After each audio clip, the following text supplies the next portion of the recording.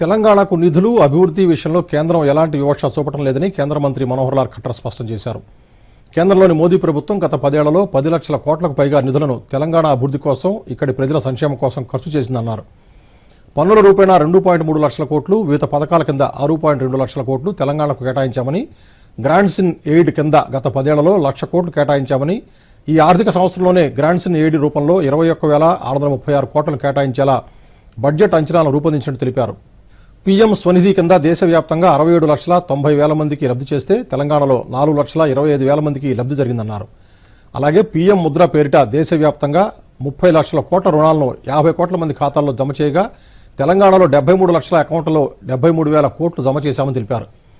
తెలంగాణలో రోడ్డు నిర్మాణం కోసం 1,20,000 కోట్లు, వడ్ల కొనుగోళ్ల కోసం 1,10,000 కోట్లు ఖర్చు చేశామని, రీజనల్ రింగ్ రోడ్డు కోసం 26,000 కోట్లు ఖర్చు చేస్తున్నామన్నారు. తెలంగాణలో రైల్వే లైన్, స్టేషన్ల అభివృద్ధికి గత 10 ఏళ్లలో 32,946 కోట్లను కేటాయించి రాష్ట్రంలో రైల్వే స్టేషన్ల రూపురేఖలే మారుస్తున్నామని, ఈ ఆర్థిక సంవత్సరంలోనే రైల్వే బడ్జెట్లో తెలంగాణకు 5,336 కోట్లను కేటాయించినట్టు వెల్లడించారు. కేంద్రం కేటాయించిన నిధులను సకాలంలో ఖర్చు చేయడంలో రాష్ట్ర ప్రభుత్వం విఫలమవుతోందని, యూటిలైజేషన్ సర్టిఫికెట్స్ సమర్పించడంలో జాప్యం చేయడం వల్ల కేంద్రం నుంచి రావాల్సిన నిధులు కూడా ఆగిపోతున్నాయని కేంద్ర మంత్రి వివరించారు. मोटे रूप से हमको पता लगेगा कि इस खर्च से कितना काम तेलंगाना में हुआ है। सड़कों के निर्माण के लिए 1,20,000 करोड़ रुपया ये तेलंगाना की सड़कों पर केंद्र ने लगाया है।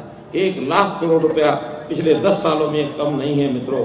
जो रीजनल रिंग रोड है उसके भी जितने भी शहर हैं उनकी रिंग रोड के ऊपर 26,000 करोड़ रुपया लगाया गया है। रेलवे लाइन और स्टेशनों के लिए 10 वर्षों में 32,946 करोड़ रुपया ये तेलंगाना के लिए सैंक्शन किया गया है।